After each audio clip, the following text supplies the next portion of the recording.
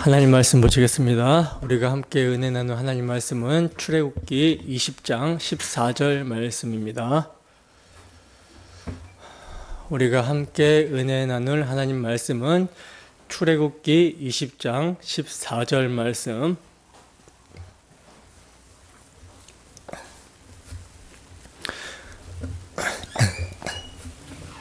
다 찾으셨으면 한 목소리로 합독합니다.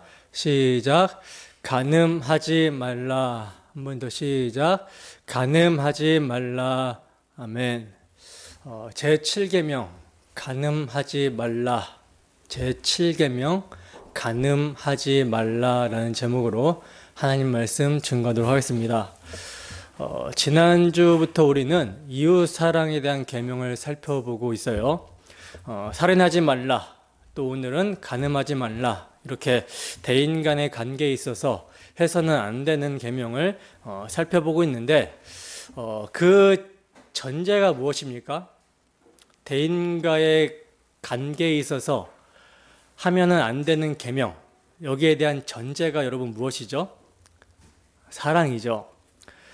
그리고 누누이 말씀드리지만 하나님 사랑의 계명과 이웃 사랑의 계명은 분리되어 있는 계명이 아니라 서로 연결이 되어 있는 하나의 계명이다라고 말씀을 드렸습니다. 그러니까 하나님을 사랑하지 않으면 형제를 사랑할 수 없고, 또 반대로 형제를 사랑하지 않는 자는요, 아무리 하나님을 사랑한다라고 이렇게 고백을 해도 그것은 거짓이 되는 거예요. 이건 제 말이 아니라 성경이 그렇게 증거합니다. 요한일서 4장 20절 말씀 찾아볼까요? 요한일서 4장 20절 말씀입니다.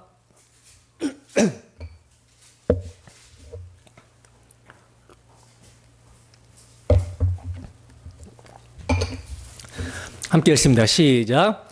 누구든지 하나님을 사랑하노라 하고 그 형제를 미워하면 이는 거짓말하는 자니 보는 바 그 형제를 사랑하지 아니하는 자는 보지 못하는 바 하나님을 사랑할 수 없느니라. 아멘. 자, 보시다시피 눈에 보이는 형제를 사랑하지 아니하는 자는 보지 못하는 바 하나님을 사랑할 수 있다 없다? 없다라고 그러죠. 이처럼 성경은 하나님을 사랑하는 것과 형제를 사랑하는 것을 서로 연결해서 설명을 하고 있어요. 자, 그러면 오늘 본문에 간음하지 말라고 하는 10계명의 제7계명을 통해서 어떻게 하는 것이 하나님과 이웃을 사랑하는 것인지를 살펴보도록 하겠습니다.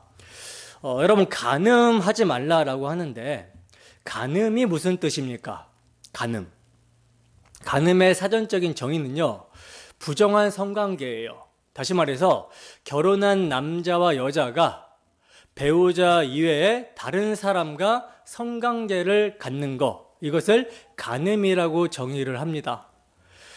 대부분의 사람들은요, 이러한 간음하지 말라라는 말을 들으면 고개를 끄덕거리면서 그렇지, 배우자에게 의리를 지켜야지, 간음은 결코 해서는 안 되는 것이지 라고 하면서 도덕과 윤리로서 인정을 합니다.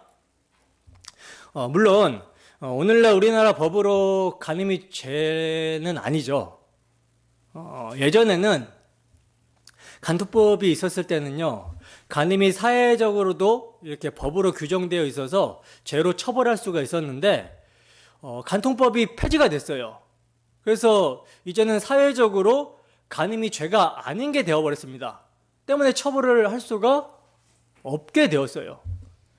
개인의 자유라는 명목과 인권이라는 이름 하에 도덕과 윤리를 무시하는 법을 제정함으로써 간음으로 인해서 가정이 파괴가 돼도 그 간음을 합법화시켜 버림으로써 사람들이 양심의 가책을 받는 것을 덜어주고 있는 것입니다. 악법이죠, 굉장히. 그래서 일부 사람들은요, 간음을 행함으로 배우자에게 또는 자녀들에게 상처를 입히고 가정을 파괴하면서도요, 자신의 간음을 사랑이라고 생각하면서 자신의 행복을 우선시해버립니다. 그리고 일단 사회적으로 간음이 죄가 아니기 때문에 양심의 가책을 무시하고 사람들의 시선도 무시해버리는 거예요. 자신의 간음을 사회적인 어떤 지위나 평판, 양심을 무시해버릴 정도로 아주 특별한 로맨스로 생각을 하는 것이죠. 그러나 자신이 할 때는 로맨스지만 남이 볼 때는 어떤 모습입니까? 불륜이죠. 불륜. 가정 파괴범이고 불륜이에요. 그래서 가정 있는 연예인이 불륜으로 간음을 저지르는 그런 스캔들을 뉴스로 보게 될 때, 인터넷 뉴스로 보게 될 때 사람들이 어떻게 나옵니까? 엄청난 비난의 댓글을 쏟아내는 것을 보게 되죠. 자신은 정상적인 결혼 생활 가운데 한 번도 바람을 피워보지 않았고 간음하지 않았기 때문에 저런 가는 그 가정 파괴범은 자신이랑 질적으로 다른 사람인 것처럼 자신이 마치 정의의 사도가 된 것 마냥 댓글로 비난하고 정죄를 하는 거예요.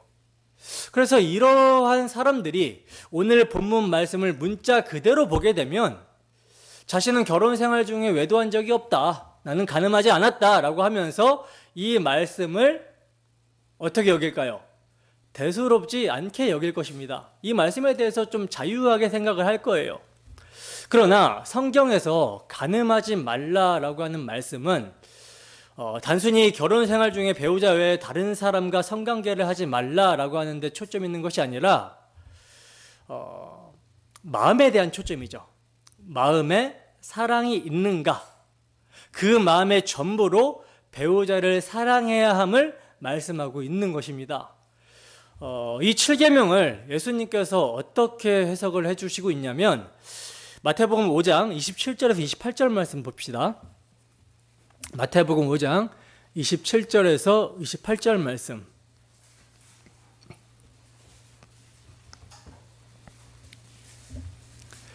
마태복음 5장 27절에서 28절 말씀. 함께 읽습니다. 시작. 또 간음하지 말라 하였다는 것을 너희가 들었으나 나는 너희에게 이르노니 음욕을 품고 여자를 보는 자마다 마음에 이미 간음하였느니라. 아멘. 자, 보시면 율법의 제정자 되시는 예수님께서는요, 나는 너희에게 이르노니 라고 하면서 배우자 외에 다른 사람이랑 성관계를 하는 행위만이 아니라, 그 행위만이 간음이 아니라 단지 음욕을 품고 여자를 쳐다보는 자마다 마음에 이미 간음하였다라고 말씀을 하고 있어요.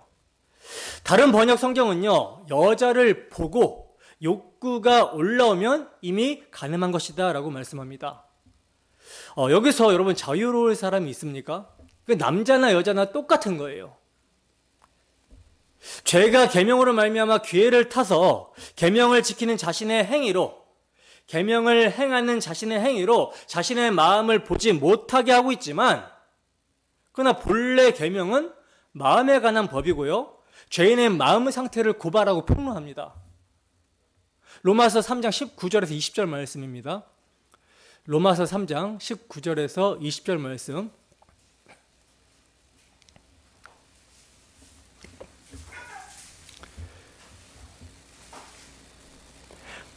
자, 함께 읽습니다. 시작. 우리가 알거니와 무릇 율법이 말하는 바는 율법 아래에 있는 자들에게 말하는 것이니 이는 모든 입을 막고 온 세상으로 하나님의 심판 아래에 있게 하려 함이라. 그러므로 율법의 행위로 그의 앞에 의롭다 하심을 얻을 육체가 없나니 율법으로는 죄를 깨달음이니라. 아멘. 보세요. 성령이 임한 바울 사도의 율법에 대한 해석이 무엇입니까? 율법이 말하는 바는 율법 아래에 있는 모든 자들에게 말하는 거래요. 그들에게 모든 입을 막고 하나님의 심판 아래에 있게 하는 거라고 해석을 합니다. 그러니까 율법은 마음의 법인데 이미 죄 가운데 마음이 부패한 자들이 어떻게 율법을 바르게 행할 수가 있겠냐는 거예요. 따라서 율법의 행위로는 의롭다함을 받을 육체가 없고 죄를 깨닫게 하고 죄로 심히 죄되게 한다라는 것이 율법이라는 거예요. 그러므로 율법에서 간음하지 말라는 그 말씀이 단지 행위로 드러나지 않았다라고 해서 간음하지 않은 것이 아니라는 것입니다. 여자를 보고 마음에 음욕을 품는 것이 곧 간음이라고 말씀을 하고 있어요. 살인도 마찬가지죠. 살인도 살인의 어떤 행위만 살인이 아니라 형제를 미워하는 것이 곧 살인이다 라는 것을 우리가 지난주에 살펴봤었죠. 이처럼 사람의 마음이 이미 죄와 사망의 종노릇하고 있는 증거들로서 뭐가 나오는 거예요? 간음과 살인이 나오게 되는 것입니다. 만물보다 심히 부패한 사람의 마음에 이미 온갖 악한 것이 다 들어있다라는 거예요. 마태복음 15장에 보시면 예수님의 제자들이 손을 씻지 않고 음식을 먹는 것을 보고 바리새인들이 예수님에게 따집니다. 왜 당신의 제자들은 장로들의 유전, 전통을 어기냐고 이렇게 따졌어요. 그러자 주님이 뭐라고 말씀하십니까? 너희는 너희 전통으로 하나님의 계명을 어긴다라고 하시면서 사람의 입으로 들어가는 것이 사람을 더럽게 하는 것이 아니라 사람의 입에서 나오는 것이 사람을 더럽게 하는 것이라고 말씀을 하세요. 사람의 입에서 나오는 것이란 곧 마음에서 나오는 것인데 악한 생각과 살인과 간음과 음란과 도둑질과 거짓 증언과 비방이라고 말씀하십니다. 이러한 것들이 사람의 마음에 있기 때문에 나온다는 거예요. 그리고 이러한 것들이 사람을 더럽힌다는 거죠. 따라서 이런 것이 없다면 여자를 보고도 음욕을 품지 않을 것입니다. 근데 음욕을 품는다라는 그 자체가 뭐예요? 이미 마음에 간음과 음란이 뱀처럼 따리를 틀고 앉아있기 때문에 그렇다라는 것이죠. 그러므로 간음을 했다면 눈을 뽑고 손을 잘라서라도 온몸이 지옥에 던져지지 않는 것이 낫다라고 주님께서는 말씀하고 계세요. 근데 왜 간음을 했다면 눈을 뽑고 손을 잘라버려야 되는 것입니까? 견물생심이죠. 하와가 뱀의 유혹을 받고 선악과를 볼 때 먹음직하고 보암직하여 어떻게 합니까? 손을 들어서 따먹은 것입니다. 그러나 눈을 뽑고 손을 자른다라고 해서 음욕이 일어나지 않을까요? 마음에 있는 더러운 것들이 나오지 않을까요? 불교에서도 금욕을 가장 중요한 해탈의 수단으로 말을 합니다. 그래서 머리를 깎고 세상을 보지 않으려고 삿갓을 쓰고 산으로 들어가서 금욕적인 행위를 하는 것으로 해탈을 해보려고 노력을 해요. 수도 정진을 합니다. 그러나 마음에 올라오는 그런 더러운 것들을, 음욕들을 어떻게 할 수는 없는 거예요. 성경은 무릇 지킬 만한 것보다 내 마음을 지키라고 합니다. 생명의 근원이 여기서 난다라고 성경은 증거를 하고 있어요. 그러나 문제가 뭐예요? 문제는 마음을 지킬 수 있는 사람이 없다라는 것이 문제입니다. 의인은 없나니 하나도 없고 깨닫는 자도 없고 하나님을 찾는 자도 없고 다 치우쳐 함께 무익하게 돼서 선을 행하는 자 없나니 하나도 없다라는 것이 성경의 증거예요. 이것이 죄인들의 실상으로 증거하고 있는 성경의 증언입니다. 그러면 도대체 왜 이렇게 되어버린 것입니까? 제가 자주 말씀드리지만 죄인의 비참함의 근본적인 원인은 선악과 언약에 있습니다. 여러분, 선악을 알게 하는 나무의 열매를 먹지 말라, 내가 먹는 날에는 반드시 죽으리라 하시는 하나님의 금령의 말씀이 어떤 문맥과 결부가 된다라고 그랬죠? 어떤 문맥과 결부가 됩니까? 아담과 하와를 짝지어 주시는 문맥과 결부가 된다라고 말씀을 드렸었죠. 그러니까 선악을 알게 하는 열매를 먹지 말라, 먹으면 반드시 죽으리라 하는 선악과 언약은 하나님과 하나님 백성들과의 사랑의 언약이라는 거예요. 아담과 하와의 관계가 사랑의 관계이듯이 하나님과 하나님의 백성의 관계는 사랑의 관계라는 것을 선악과 언약은 의미하고 있는 것입니다. 그래서 하와가 남편인 아담만을 사랑해야 하듯이 하나님의 백성들도 하나님만을, 그를 창조하시고 그에게 생명 주신 하나님만을 사랑해야 된다라는 말씀이에요. 그러나 여러분, 하와가 다른 남자를 사랑하게 된다라고 한번 생각을 해보세요. 결혼의 관계, 결혼 생활이 유지가 될 수 있겠습니까? 더 이상 유지가 될 수 없겠죠. 이와 같이 먹는 날에는 반드시 죽으리라 하시면요, 아담이 하와에게 너가 정죄를 지키지 않는 날에는 우리의 결혼 생활은 끝장이다 라고 하는 것과 같은 거예요. 그래서 선악과 언약은 하나님과 백성들 사이에 결혼 서약인 것입니다.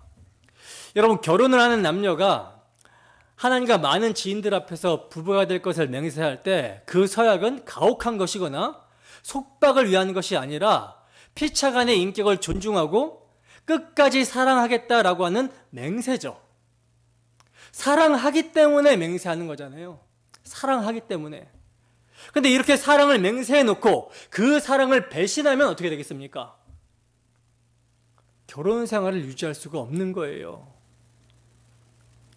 다른 남자, 다른 여자를 사랑하는데 어떻게 결혼 생활을 유지할 수 있겠습니까? 없는 거예요. 마찬가지로 하나님께서 아담에게 세우신 선악과 언약은 당신의 백성 아담과 인격적으로 교제하며 관계를 유지하기 위한 사랑의 언약이었던 것입니다. 그러므로 하나님께서 아담에게 세우신 선악과 언약은 이건 지키기 어렵다거나 가혹한 것이 아니에요. 아담이 하나님을 신뢰하고 마음으로 믿고 그분을 사랑했다면 그 행위가 선악과의 열매를 먹지 않는 순종으로 나타나게 되는 것이죠. 그리고 선악과 나무를 볼 때마다 그 나무는 성례전이 되는 거예요. 예배의 수단이 되는 것입니다. 그러나 아담과 하와는 그렇게 신랑이신 하나님을 사랑하기를 거부를 하게 되죠. 신랑이신 하나님만을 사랑하는 것을 거부하고 그 사랑을 배신하고 다른 남자, 외간 남자, 사탄의 말을 듣고 따라가게 됩니다. 이게 태초의 간음이에요. 태초의 간음 사건입니다. 하나님과 인격적인 교제의 대상으로 하나님의 형상으로 창조가 되어 자유로운 인격을 가지고 하나님만을 섬기고 예배하며 사랑해야 되는 자들, 하나님 절대 의존적 존재로서 하나님이 선이라고 하는 것은 선, 악이라고 하는 것은 악으로 알고 순종해야 되는 자들이 뱀의 유혹을 받아서 스스로 하나님처럼 되고자 하는 탐심으로 선악과를 따먹고 반역해버린 것입니다. 그리하여 하나님과의 생명력에서 끊어져서 하나님의 은혜를 거부하고 하나님 절대 의존적인 존재가 아니라, 그렇게 하나님 절대 의존적 존재로서 존재하는 것이 아니라 어떤 존재로 존재해요? 스스로 독립적인 존재로 존재해보겠다라고 하는 거예요. 스스로 독립적인 존재로서 자기 힘으로 자기가 자기 인생의 주인이 되어서 자기를 기준으로 자기 보기에 좋은 대로 살겠다라고 나선 것이 간음입니다. 성경이 말하는 간음이에요. 바로 이러한 상태에 있는 모든 인간들의 죄가 무엇인지를 드러내기 위해서 율법은 간음하지 말라라고 명령을 하고 있는 것입니다. 간음하지 말라라는 말씀이 7계명이지만 이 간음에 대한 것도 뭘로 일어나요? 결국 탐심으로 일어나게 되는 것이죠. 그러니까 10계명의 마지막 계명인 탐심에 1계명부터 모든 계명이 다 걸려 있는 거라는 거예요. 그래서 마지막 10번째 계명을 보면요, 내 이웃의 집을 탐내지 말라는 것 중에 제일 먼저 뭐가 나오고 있죠? 뭐가 나오고 있어요? 내 이웃의 아내입니다. 내 이웃의 아내를 탐내지 말라는 거예요. 결국 간음의 문제도 마음의 문제, 탐심이라는 것이며, 이 탐심은 선악과 이후의 모든 인간에게 다 들어있다라는 것이죠. 골로새서 3장 1절에서 6절 말씀입니다. 골로새서 3장 1절에서 6절 말씀. 빨리 찾는 분이 한번 큰 목소리로 읽어주세요. 골로새서 3장 1절에서 6절.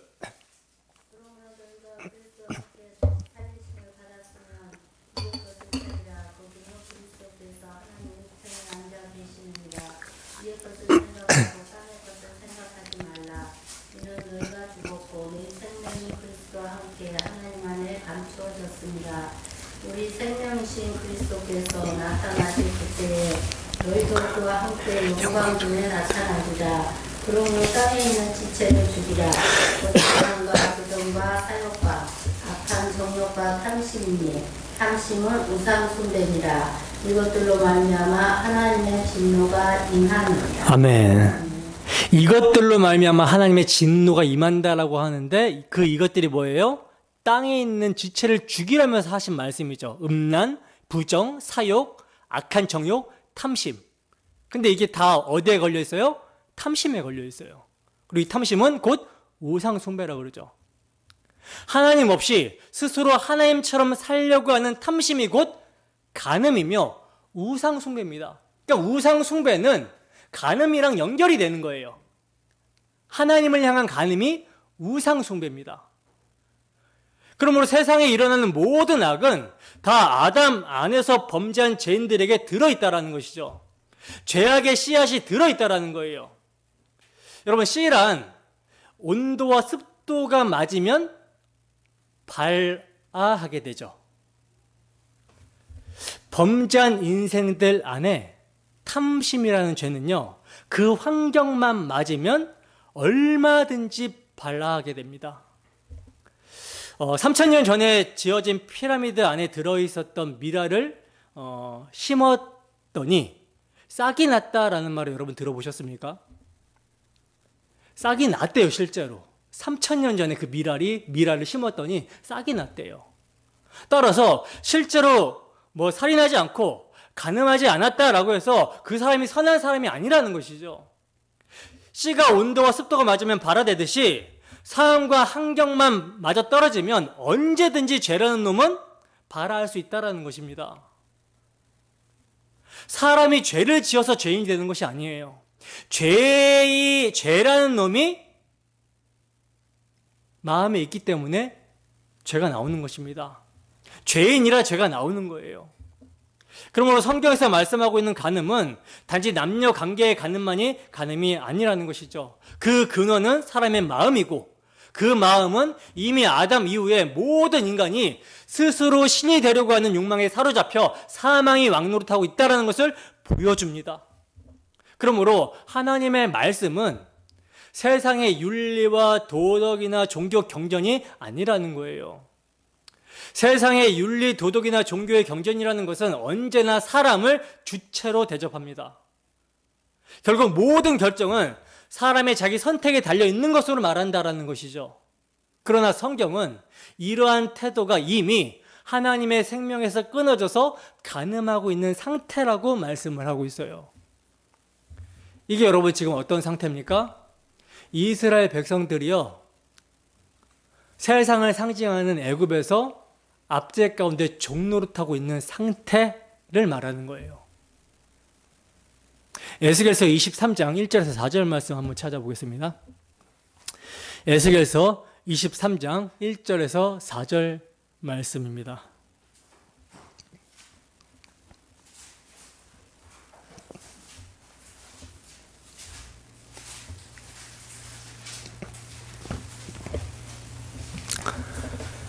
에스겔서 23장 1절에서 4절 말씀 함께 했습니다. 시작. 또 여호와의 말씀이 내게 임하여 이르시되 인자야, 두 여인이 있었으니 한 어머니의 딸이라.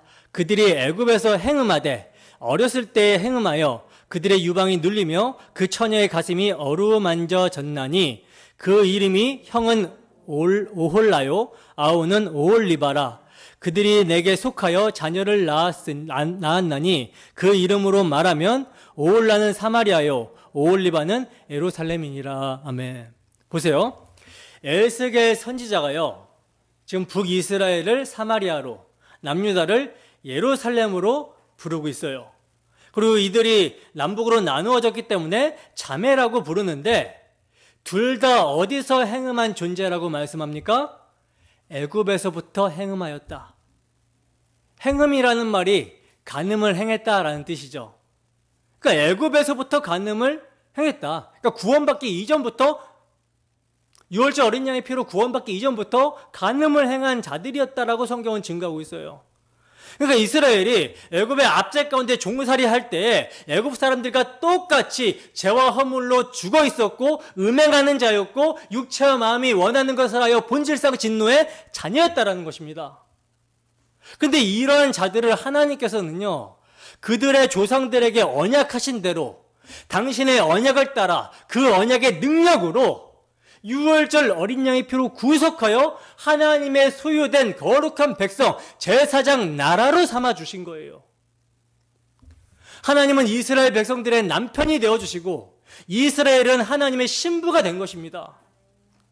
그 신랑 신부의 언약식을 하나님께서는 애굽에서 구속하신 이스라엘 백성들을 시내산까지 인도하여 총회를 열고 지금 율법을 주심으로 하고 있는 거예요.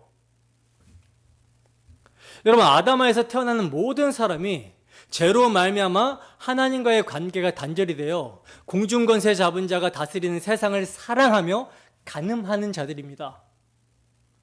육신의 정욕과 안목의 정욕과 이생의 자랑을 끊임없이 추구하며 간음을 행하는 자들이라는 거예요.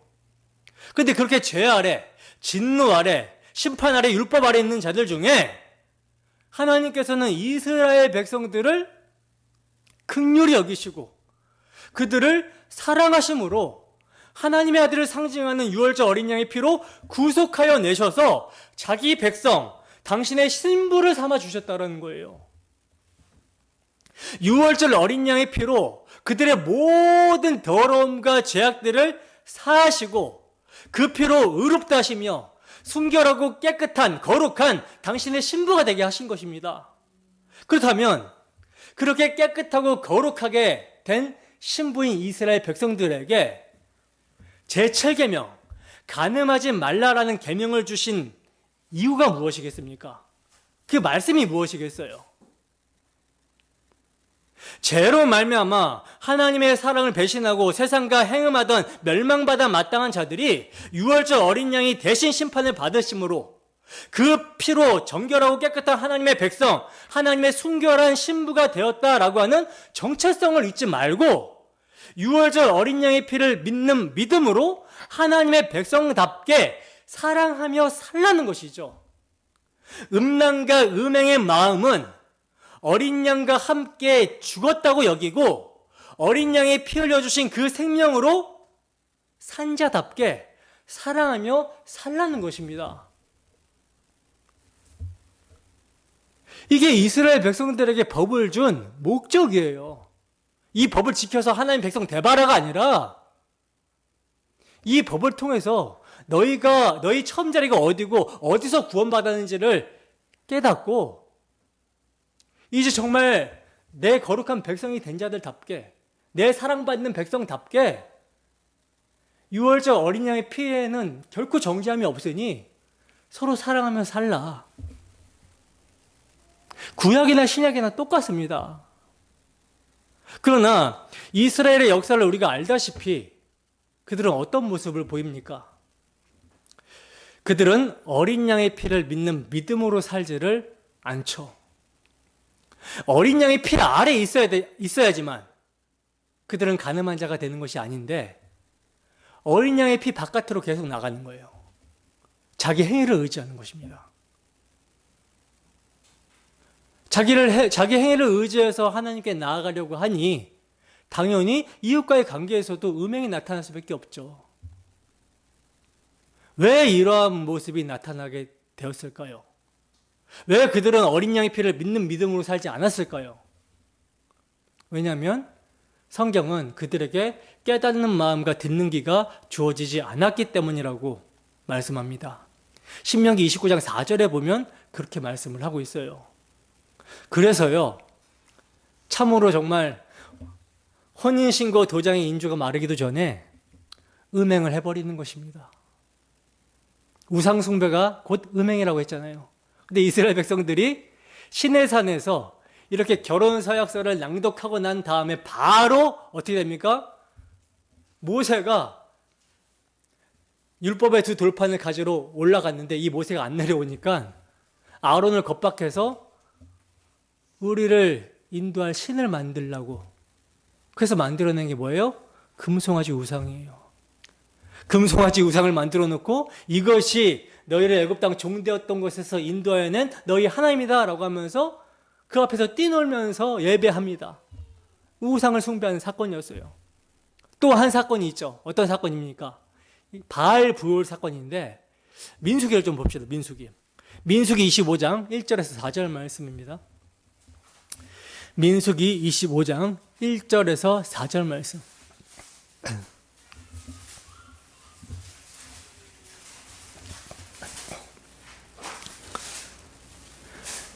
민수기 25장 1절에서 4절 말씀 함께 했습니다. 시작.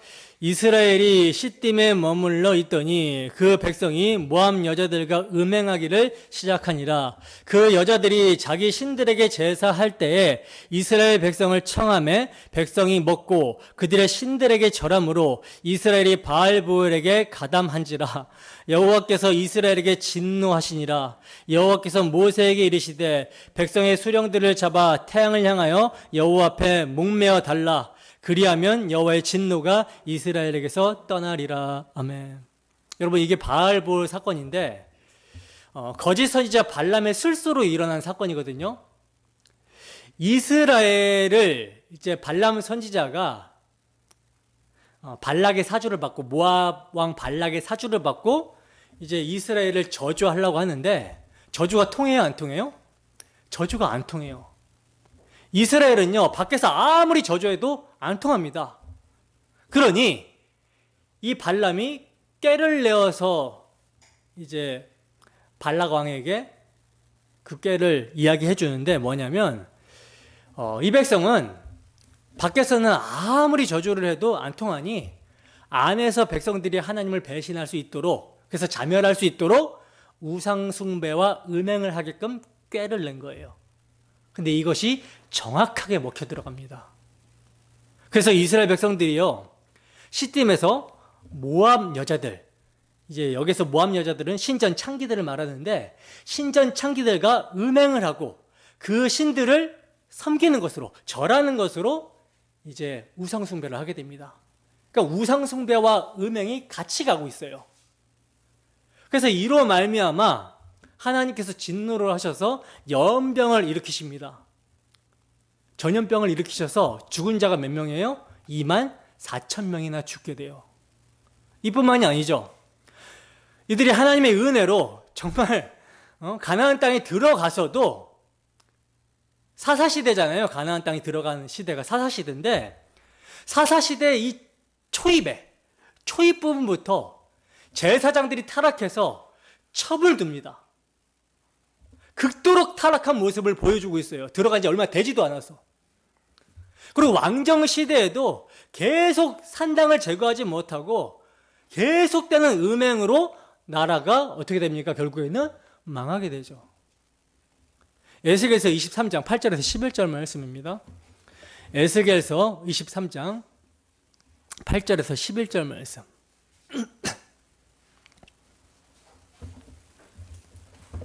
함께 했습니다. 시작. 그가 젊었을 때에 애굽 사람과 동침함에 그 처녀의 가슴이 어루만져졌으며 그의 몸에 음란을 쏟음을 당한 바 되었더니 그가 그때부터 행음을 맞이 아니하였느니라. 그러므로 내가 그의 정든 자 곧 그가 연애하는 아수르 사람의 손에 넘겼더니 그들이 그의 하체를 드러내고 그의 자녀를 빼앗으며 칼로 그를 죽여 여인들에게 이야깃거리가 되게 하였나니 이는 그들이 그에게 심판을 행함이니라. 그 아우 오홀리바가 이것을 보고도 그의 형보다 음욕을 더하며 그의 형의 간음함보다 그 간음이 더 심함으로 그의 형보다 더 부패하여 졌느니라. 아멘. 여러분, 에스겔 선지자는 이스라엘을 어떻게 묘사를 하고 있냐면, 이스라엘을요, 태어나면서부터 탯줄도 잘라지지 않은 채 들판에 버려진 그런 계집아이로 묘사를 하고 있어요.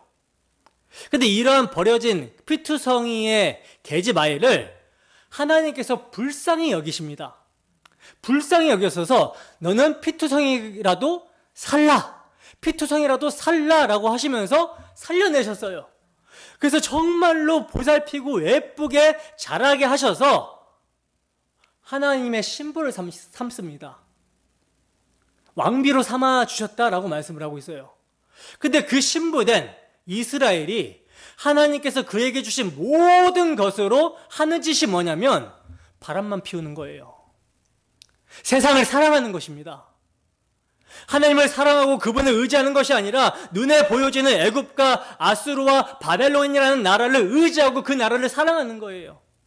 선지자는요, 이러한 나라를 하체가 큰 남자라고 노골적으로 표현을 하고 있어요. 이스라엘 백성들이 메시아 언약을 버리고 세상 나라를 의지하고 세상 나라의 신을 섬기며 그들의 문화와 같이 똑같이 음행했다라는 것입니다. 근데 그렇게 음행하다가 누가 망했냐면 유다의 언니인 북이스라엘이 아수르라는 나라에 망했다라는 거예요. 그러면 동생인 남유다가 그 모습을 지켜봤다면 어떻게 됩니까? 자중해야죠. 자중하고 회개하고 돌이켜야 되는데 어떻게 했다라고 그래요? 그 형보다 더 음욕을 품어서 아수르가 약해지니까 나중에 바벨론을 의지해버린 것입니다. 그러다가 결국 어떻게 됩니까? 바벨론에게 멸망하게 됩니다. 그러니까 성경에서 간음이란 유월절 어린 양의 피를 믿음으로 살지 않는 거, 하나님이 세워주신 메시아 언약을 버리고 세상을 사랑하며 세상의 힘을 의지하는 것을 간음이라고 하는 거예요.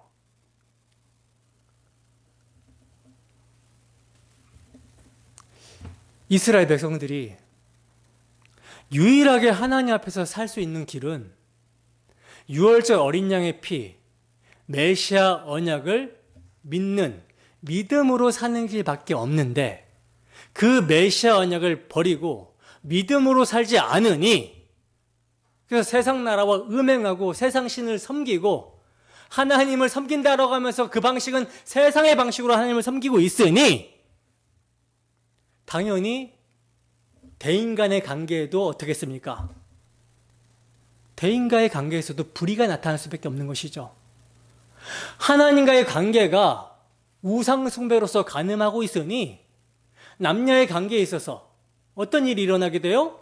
음행하는 역사가 일어날 수밖에 없는 거예요.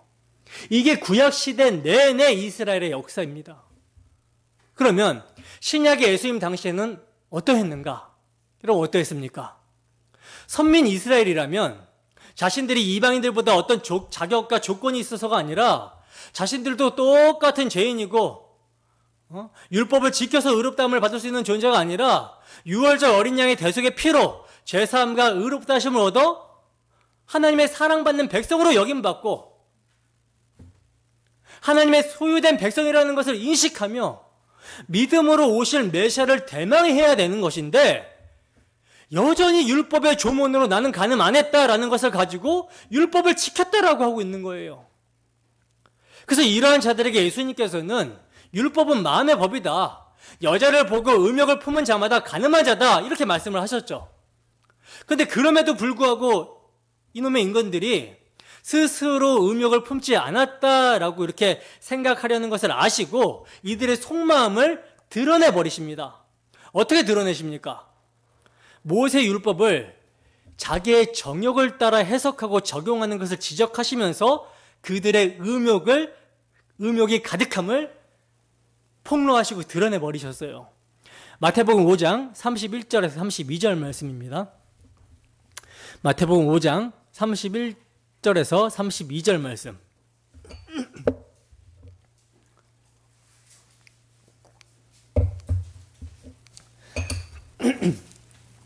함께 읽습니다. 시작.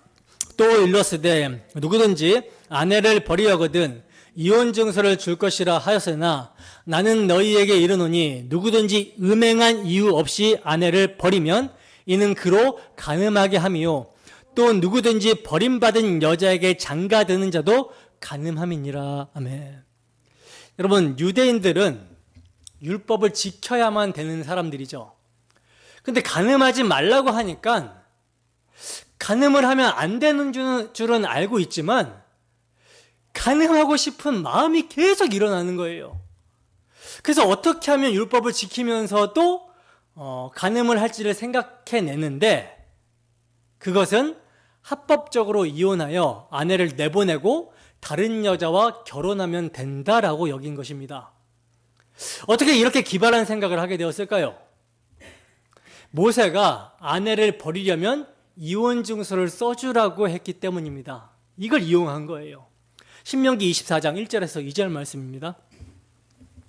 신명기 24장 1절에서 2절 말씀.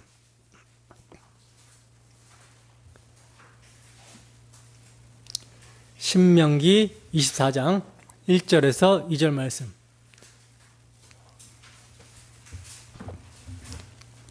자, 함께 읽습니다. 시작.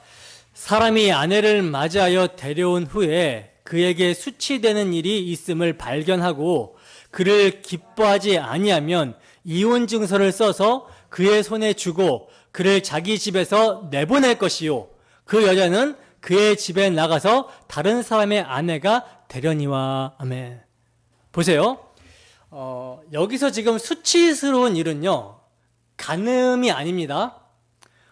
이스라엘 백성들은 간음하게 되면 석청을 받아서 죽이게 되어 있어요. 돌에 맞아서 죽게 되기 때문에 그 수치스러운 일은 간음이 아닌 여러 가지 이제 어떤 그 수치스러운 그 근거로 이제 아내를 기뻐하지 않으면 이혼할 수 있다라고 이 율법을 해석한 거예요.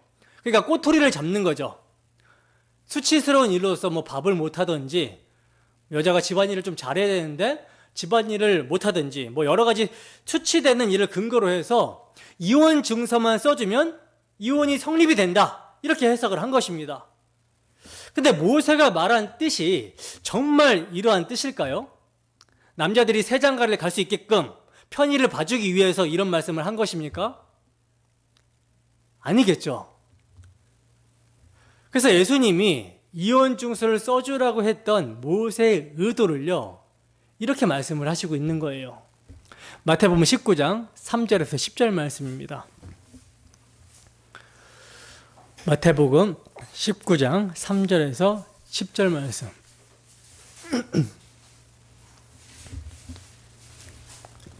함께 읽습니다. 시작. 바리새인들이 예수께 나와 그를 시험하여 이르되 사람이 어떤 이유가 있으면 그 아내를 버리는 것이 옳으니까? 예수께서 대답하여 이르시되 사람을 지으시니가 본래 그들을 남자와 여자로 지으시고 말씀하시기를 그러므로 사람이 그 부모를 떠나서 아내에게 합하여 그 둘이 한 몸이 될지니라 하신 것을 읽지 못하였느냐? 그런즉 이제 둘이 아니요 한 몸이니 그러므로 하나님이 짝지어 주신 것을 사람이 나누지 못할지니라 하시니. 여짜오되 그러면 어찌하여 모세는 이혼 증서를 주어서 버리라고 명하였나이까? 예수께서 이르시되 모세가 너희의 마음의 완악함 때문에 아내 버림을 허락하였거니와 본래는 그렇지 아니하니라. 내가 너희에게 말하노니 누구든지 음행한 이유 외에 아내를 버리고 다른 데 장가드는 자는 간음함이니라. 제자들이 이르되 만일 사람이 아내에게 이같이 할진대 장가들지 않는 것이 좋겠나이다. 아멘. 자, 보시면 바리새인들이 예수님을 시험하여 질문합니다.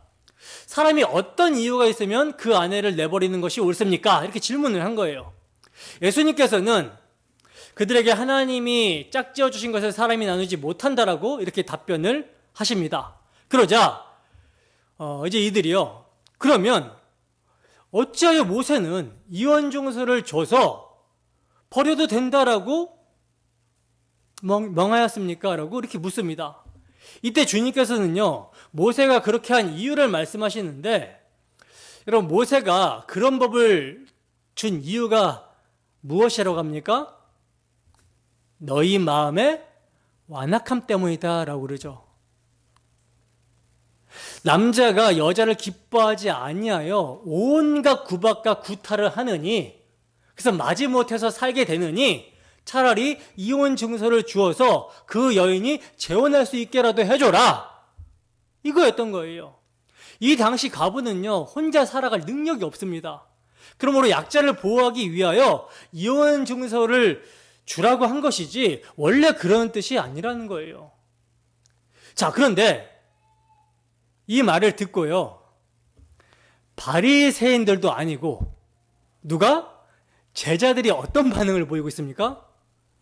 만일 사람이 아내에게 이같이 할진대 장가들지 않는 것이 좋겠나이다, 이러고 있어요. 그러니까 한번 결혼하고 간음한 이유가 아니면 이혼하지 못하게 된다면 차라리 장가들지 않는 것이 좋겠다라고 지금 하는 것입니다. 지금 질문한 바리새인들이 아니라 제자들이 이런 말을 하고 있어요. 그러니까 이 정도로 인간은 하나님의 율법을 자기 나름대로 정말 유리하게 자기 욕망대로 해석해서 간음을 하고 싶어 하는 것이죠. 이것이 여러분 당시, 예수님 당시 하나님의 택하신 선민이라고 자부하며 율법을 가장 잘 지킨다라고 하는 바리새인들의 모습입니다. 제사장 나라인 이스라엘, 그리고 그 이스라엘 백성들 중에서도 가장 율법을 잘 지킨다라고 하는 바리새인이 이러한 모습이라면 다른 나라는 어떻겠습니까?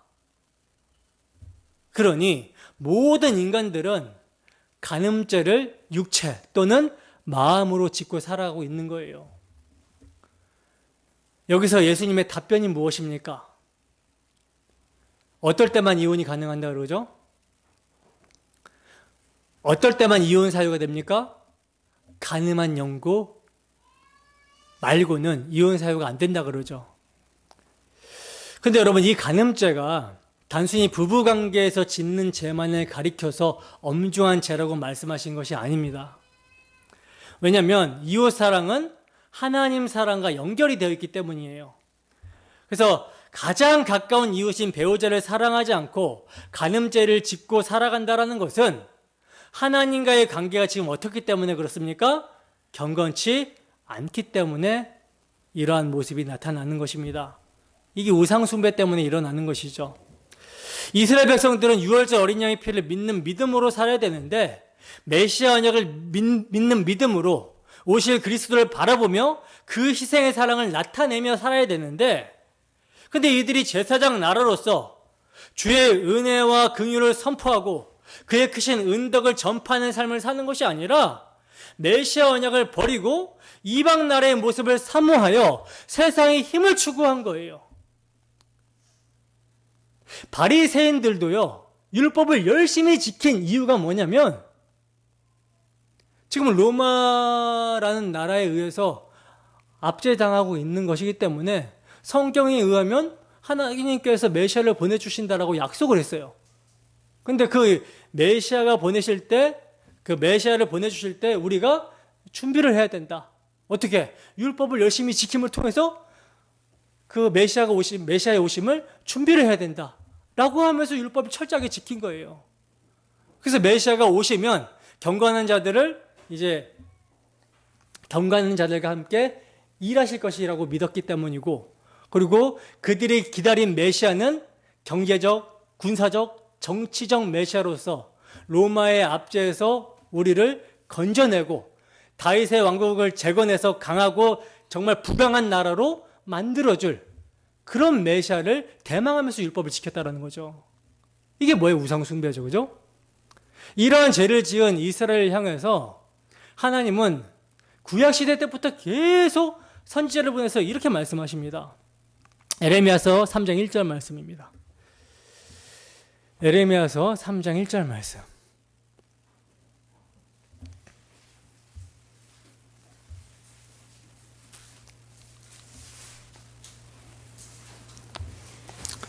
메시아 언약을 버리고 유월절 어린 양의 피를 믿지 않고 자기 행위를 의지해서 하나님을 엉뚱한 자기가 투영해 놓은 하나님으로 섬기는 자들을 향해서 하나님은 에레미야 선지자를 통해서 이렇게 말씀하십니다. 함께 했습니다. 시작. 그들이 말하기를 가령 사람이 그의 아내를 버림으로 그가 그에게서 떠나 타인의 아내가 된다 하자 남편이 그를 다시 받겠느냐? 그리하면 그 땅이 크게 더러워지지 아니하겠느냐 하느니라. 내가 많은 무리와 행음하고서도 내게로 돌아오려느냐? 여호와의 말씀이니라.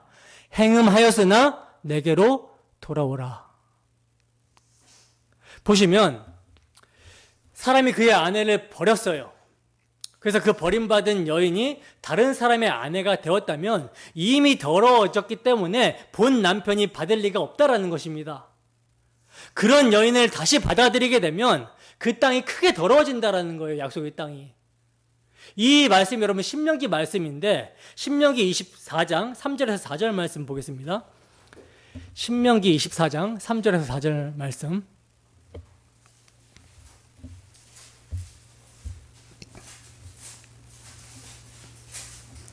신명기 24장 3절에서 4절 말씀 함께 했습니다. 시작. 그의 둘째 남편도 그를 미워하여 이혼 증서를 써서 그의 손에 주고 그를 자기 집에서 내보냈거나 또는 그를 아내로 맞이한 둘째 남편이 죽었다 하자 그 여자는 이미 몸을 더럽혔은즉 그를 내보낸 전 남편이 그를 다시 아내로 맞이하지 말지니 이 일은 여호와 앞에 가증한 것이라. 너는 내 하나님 여호와께서 내게 기업으로 주시는 땅을 범죄하게 하지 말지니. 아멘. 보세요. 이혼 증서를 주고 난 이후에 둘째 남편과 결혼을 하게 됐는데 그 둘째 남편이 여자를 미워해서 이혼 증서를 써서 내보내든지 아니면 둘째 남편이 죽었던지 간에 그 여자를 다시 본 남편에게로 보내서 아내로 맞이하지 못하게 하라, 이렇게 말씀을 하고 있어요. 만약 그렇게 하면 여호와 앞에 가증한 것이고 약속의 땅이 더러워지게 된다라고 말씀합니다. 근데 이런 율법을 에레미야 선지자가 너무나 잘 알고 있는데 그럼에도 불구하고 지금 이 율법과 상반되는 말씀을 하고 있죠. 이스라엘 백성들이 지금 남편 대신 여호와께 버림을 받은 게 아니에요. 버림을 받은 게 아니라 스스로 남편이신 하나님을 떠나서 행음하고 간음한 것입니다. 메시아 언약을 스스로 버리고 이방신이 섬기는 그런 신들을 우상숭배를 한 거예요. 그러면 어떻게 해야 마땅합니까? 간음한 자들은 이것은 돌로 쳐서 죽여야 되는데, 근데 이상하게도 행음하고서도 내게로 돌아오려느냐 하고 마치는 것이 아니라 내게로 돌아오라 하고 마치고 있어요. 여러분, 이러한 이스라엘 백성들을 받아주시면 하나님이 간음죄를 처벌하지 않으신 것이 되어 율법을 어기는 것이 됩니다. 이혼 증서를 써줘서 이혼이 성사되어 다른 남편의 아내가 되었으면 다시 아내로 받아들이게 되면 약속의 땅이 더러워지게 되는 거예요. 근데 하나님께서는 이 율법에 어긋난 말씀을 지금 하시는 것입니다. 선지자 입을 통해서.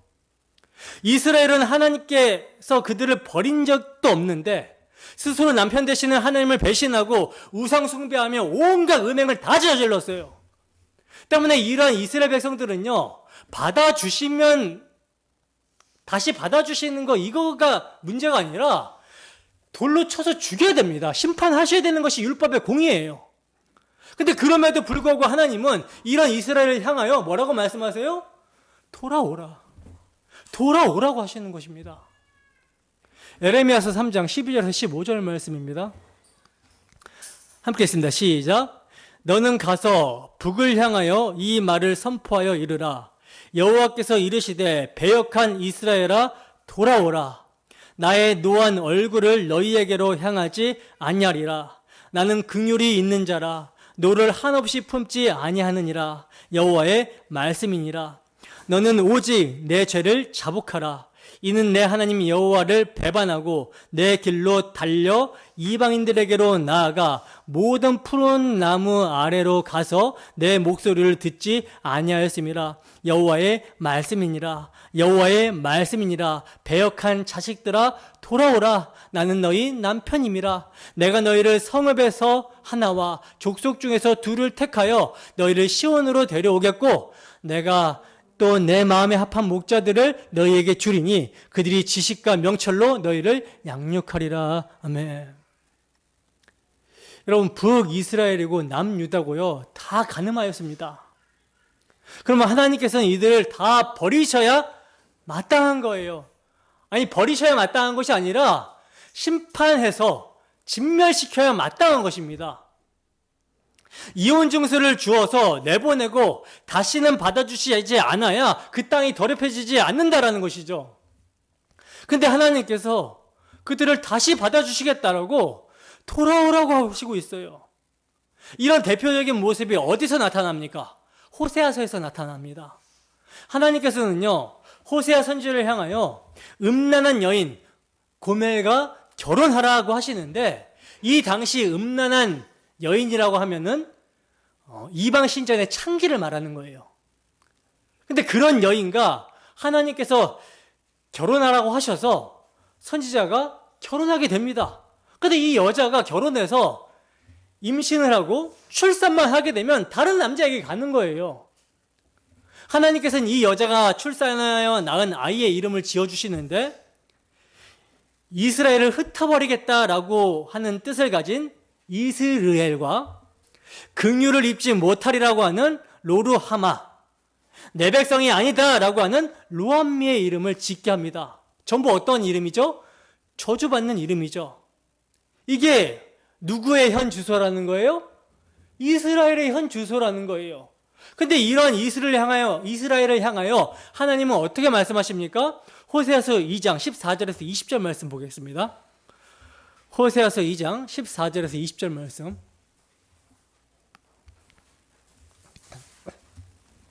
호세아서 2장 14절에서 20절 말씀. 자, 함께 했습니다. 시작. 그러므로 보라, 내가 그를 타일러 거친 들로 데리고 가서 말로 위로하고 거기서 비로소 그의 포도원을 그에게 주고 악을 골짜기로 소망의 문을 삼아 주리니 그가 거기서 응대하기를 어렸을 때 애굽 땅에서 올라오던 날과 같이 하리라. 여호와께서 이르시되 그 날에 내가 나를 내 남편이라 일컫고 다시는 내 바알이라 일컫지 아니하리라. 내가 바알들의 이름을 그의 입에서 제거하여 다시는 그의 이름을 기억하여 부르는 일이 없게 하리라. 그 날에는 내가 그들을 위하여 들짐승과 공중의 새와 땅의 곤충과 더불어 언약을 맺으며 또 이 땅에서 활과 칼을 꺾어 전쟁을 없이 하고 그들로 평안히 눕게 하리라. 내가 내게 장가 들어 영원히 살되 공의와 정의와 은총과 긍휼이 여김으로 내게 장가 들며 진실함으로 내게 장가 들리니 내가 여호와를 알리라. 아멘. 보세요, 여러분. 간음하여 저주받아 마땅한 이스라엘을 향하여 하나님이 뭐라고 선지자 입을 통해서 말씀하고 계시죠? 다시 남편이 되어 주시겠다라고 말씀하시죠. 그 날에 내가 나를 내 남편이라 일컫고 다시는 내 바알이라고 하지 않을 것이라고 말씀합니다. 그리고 다시는 바알의 이름조차 기억하지 못하게 하시겠다라고 하시는 거예요.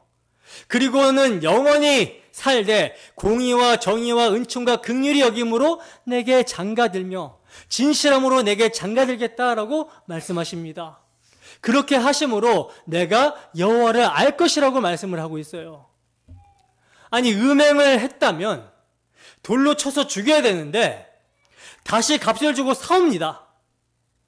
그리고 이런 여인과 다시 결합하면 남편도 간음을 하는 것이 되며 더러워지게 되는 거예요. 근데 율법이 이러함에도 불구하고 하나님은 호세아 선지자에게 음행한 고멜을 값을 주고 데리고 와서 살라는 거예요. 누구에게 하시는 말씀입니까? 여러분, 이 말씀이 누구에게 하시는 말씀이에요? 창녀 고멜과 같은 죄인인 우리에게 대한 하나님의 긍휼과 자비의 말씀입니다. 하나님의 공의에 따르면 우리는요, 지옥 아랫목에 들어가도 할 말이 없어요. 근데 그 지옥 아랫목에 들어가야 될 자들을 하나님께서는 하나님의 공의를 무시하면서까지 받아주신다라고 하시는 것입니다. 돌아오라고 하시는 것입니다. 근데 그 공의는 하나님의 거룩한 속성이기 때문에 무시가 될 수가 없죠. 그래서 누가 대신해서 심판을 받습니까? 하나님의 아들이 우리의 죄를 대신해서 하나님의 공의에 따른 심판을 받음으로 우리가 하나님 앞에서 영원히 용납이 되게 되는 거예요. 이러한 하나님의 긍휼과 자비를 예수님께서는요, 공생의 사역을 통해서 보여주셨는데, 한 사건만 이야기를 해보자면, 현장에서 요한복음 8장에 보면 현장에서 간음하다가 잡혀온 여인을 서기관과 바리새인들이 예수님 앞에 끌고 와서 질문을 합니다. 사실 율법을 잘 아는 선생들인 이들은요, 예수님께 물을 필요가 없어요. 그냥 돌로 쳐서 죽이면 됩니다. 간음했으니까, 현장에서 잡혔으니까. 근데 왜 예수님께 데리고 와서 묻습니까? 예수님께서 모세보다 더 높은 권위로 말씀하시면서 그들의 모든 전통과 유전적인 해석들을 거부하시고 나는 너희에게 말한다 라고 하셨기 때문에 예수님을 고발할 조건을 얻고자, 예수님을 율법 어기는 자로 몰아가고자 데리고 와서 질문을 하는 거예요. 근데 예수님은 이러한 그 바리새인들의 관계를 역으로 사용하셔서 그들의 죄악을 드러내시고 복음을 증거하십니다. 그들이 말하길, 바리새인들과 서기관들이 말하길, 모세 율법에 의하면 이런 여자는 돌로 쳐서 죽이라고 했는데 선생은 어떻게 말하겠습니까? 살려주라고 말할 것입니까? 아니면 돌로 치라고 하실 것입니까? 이렇게 묻습니다. 이때 예수님께서는 땅에 뭔가를 쓰시더니 다시 일어나서 뭐라고 말씀하십니까? 너희 중에 죄 없는 자가 먼저 돌로 치라. 이렇게 말씀하시죠. 이때 예수님의 말씀을 들은 자들이 마음이 찔려서 한 사람씩 돌로 쳐서 죽이려고 했던 돌을 내려놓고 빠져나갑니다. 사람들이 양심의 가책을 느낀 거예요. 그래서 어른으로부터 젊은이까지 하나씩 다 나갔어요. 아마 추정으로는 예수님이 그들의 제목들을 땅에 쓰신 것이 아닌가 하고 학자들은 추정을 합니다. 그러니 누가 이 여인을 향하여 돌을 던질 수 있겠습니까? 그래서 어른으로부터 젊은이까지 다 빠져나간 거예요. 그리고는 누구만 남았어요? 예수님과 그 가늠한 현장에서 잡힌 여자만 남았습니다. 예수님이 여자에게 당신과 그 여자 말고는 아무것도 없는 것을 보시고 이렇게 말씀하십니다. 너를 고발한 자들이 다 어디 있느냐? 너를 정죄한 자가 없느냐? 라고 하십니다. 그러자 여자가 주여 없나이다 라고 말을 했어요. 그러자 예수님이 뭐라고 말씀하십니까? 나도 너를 정죄하지 아니하노니 다시는 죄를 범하지 말라라고 하십니다. 여기서 예수님께서 그 가늠한 여인을 정죄하지 않으신 것은요, 뭐예요? 율법을 어기시는 것이 됩니다. 그렇다면 주님은 이 여자를 정죄하지 않으시고 율법을 폐하신다는 것입니까? 아니죠. 그 여인의 간음죄를 누가 жил머지겠다라는 거예요? 당신이 대신 짊어지시고 담당하심으로 율법의 요구도 충족할 뿐만 아니라 그 여인도 용서하시겠다라는 거예요. 그 율법의 정죄를 죄 없으신 예수님이 대신 십자가에서 담당하시는 것입니다. 그러면 이 음행 중에 잡힌 여인이 누굽니까? 이스라엘뿐만 아니라 바로 우리들인 것이죠. 십자가의 은혜를 입은 자들은 자신이 음행하다가 현장에서 잡혀왔다는 것을 알고 수치스러움 속에 죽어 마땅함을 아는 자들입니다. 인정하는 자들입니다. 그리고 그 수치와 정죄를 우리 주님께서 대신 받으셨다라는 것을 알고 안도와 감사, 면목 없음을 나타내는 자들이 바로 십자가의 은혜를 아는 자들이라는 거예요. 여러분, 이 십자가의 은혜를 받으셨습니까? 여전히 나는 현장에서 간음하지 않았다라고 하시겠습니까? 나는 마음으로도 간음하지 않았다라고 하시겠습니까? 사실 예수 믿고 있는 우리의 모습도 간음할 때가 얼마나 많습니까? 세상을 사랑할 때가 얼마나 많습니까? 야고보서 4장 4절 말씀을 보면 간음한 여인들아, 세상과 벗된 것이 하나님과 원수됨을 알지 못하느냐? 그런즉 누구든지 세상과 벗이 되고자 하는 자는 스스로 하나님과 원수가 되는 것이라, 이렇게 말씀을 하고 있어요. 세상이나 세상에 속한 것들을 사랑하는 것이 우상 숭배이고 간음입니다. 그러니 우리는 늘상 간음하는 자들이라는 거예요. 근데 이렇게 자신이 간음한 자임을 알고 탄식하는 자에게 예수님은 자기 피로 정결하고 당신의 거룩한 신부로 만들어 내시는 것입니다. 성령이 임한 자만 뭘 깨달아요? 자신이 정말 하나님 앞에서 간음한 자라는 사실을 깨달아요. 자신이 정말 세상을 사랑하고 세상에 속한 것들을 사랑하는 간음자라는 사실을 깨닫습니다. 그래서 예수의 피만을 절실하게 의지하는 그런 모습을 보일 수밖에 없다라는 거죠. 그런 모습을 보이는 자들, 예수의 피만을 의지하고 예수의 피만을 믿는 자들, 그 믿는 자들을 예수님께서는 죄 없다 하시고 당신의 피로 덮으시고 거룩하게 보시며 그 피에 담겨 있는 아버지의 사랑, 당신의 사랑을 부어진 바 되게 하셔서 주를 사랑하게 하시는 거예요. 주를 사랑하게 하시는 것입니다. 그렇다면 여러분, 우리 주님의 보혈의 은혜를 우리가 참으로 입었다면, 그래서 돌이켜서 늘 주 예수의 피를 믿고 회개하고 있다면 이제 우리는 어떻게 살아가야 되는 것이 마땅합니까? 음행 중에 잡혀온 여인에게 예수님께서 뭐라고 말씀하셨죠? 그를 용서하시면서 뭐라고 말씀하셨습니까? 나도 너를 정죄하지 아니하노니 다시는 죄를 범하지 말라라고 말씀하셨죠. 따라서 우리는 다시는 음행하지 아니하는 삶을 살아야 되는 거예요. 그러면 그 음행하지 않는 삶이 무엇입니까? 이스라엘 백성들에게는요, 제7계명을 통해서 유월절 어린 양의 피 아래서 그 피를 의지하고 사는 것이었습니다. 그럼 오늘날 우리는 무엇입니까? 유월절 어린 양의 실체, 예수님의 용서하신 그 대속의 피를 믿으라는 말씀입니다. 예수 그리스도의 대속을 믿지 않는 것이 간음이에요.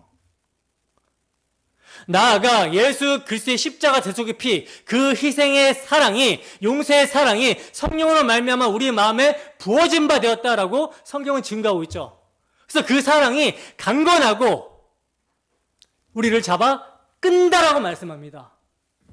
그래서 그 사랑을 나타내며 살게 된다라고 성경은 증거하고 있어요. 로마서 13장 13절에서 14절 말씀입니다. 로마서 13장 13절에서 14절 말씀.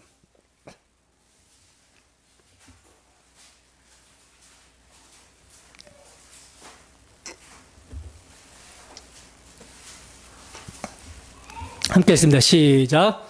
낮에와 같이 단정히 행하고 방탕하거나 술 취하지 말며 음란하거나 호색하지 말며 다투거나 시기하지 말고 오직 주 예수 그리스도로 옷 입고 정욕을 위하여 육신의 일을 도모하지 말라. 아멘. 여러분, 이렇게 살면 하나님께서 구원해 주신다라는 것입니까? 아니죠.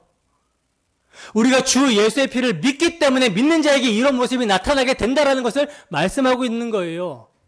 그러므로 여러분, 우리가 그리스도의 정결한 신부로 살게 되는 것은요, 오직 예수 그리스도의 의로만 그 피를 입을 때, 그 피로 덧입을 때만 정결한 신부가 되는 것입니다.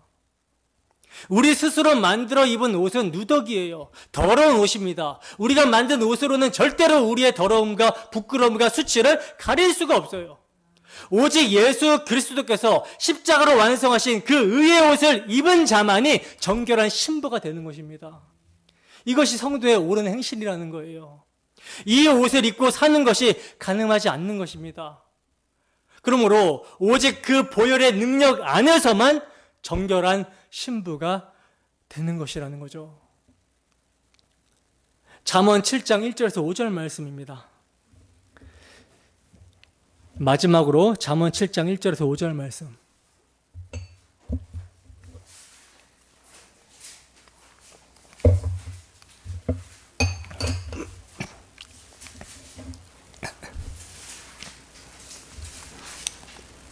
잠언 7장 1절에서 5절 말씀 함께 읽습니다. 시작. 내 아들아, 내 말을 지키며 내 계명을 간직하라. 내 계명을 지켜 살며 내 법을 내 눈동자처럼 지키라. 이것을 내 손가락에 매며 이것을 내 마음판에 새기라. 지혜에게 너는 내 누이라 하며 명철에게 너는 내 친족이라 하라. 그리하면 이것이 너를 지켜서 음녀에게, 말로 호리는 이방 여인에게 빠지지 않게 하리라. 아멘. 여러분, 이제 하나님의 법, 하나님의 계명이 어디 있습니까? 어디 있죠? 우리 마음에 있습니다. 밖에 있는 법이 아니라 이제 우리 마음에 있다라는 거예요. 우리 마음에 무엇으로 새겼습니까? 십자가 대속에 사랑으로 새기셨다라고 성경은 증거합니다. 그러므로 다시는 죄를 범하지 않도록 하기 위해서는요, 우리가 언제나 예수님의 대속의 은혜를 기억하며 믿음으로 살아야 되는 거예요. 마치 음행 중에 잡혀온 여인이 예수님의 용서를 늘 기억하며 살게 되는 것과 마찬가지죠. 예수님의 용서, 십자가 대속의 피를 늘 기억하며 살아야 되는 것입니다. 여러분, 주님의 사랑이 강건하십니까? 정말 주님을 사랑하십니까? 예수님의 십자가 대속의 사랑을 믿고 그 예수님을 사랑하며 그 사랑에 매여 사는 것이 7계명을 지킨 자로서 사는 것이며, 그 사랑으로 역사하는 믿음이 가장 가까운 이웃인 배우자에게 복음을 전하게 하는 모습으로, 섬기며 사랑하는 모습으로 나타나게 되는 거예요. 어떻게 오늘도 계명을 통해 우리 주 예수 그리스도를 만나셨습니까? 모든 계명을 성취하신 주 예수 그리스도의 십자가 사랑이 우리의 심령에 넘치기를 주님의 이름으로 축원합니다. 기도하겠습니다.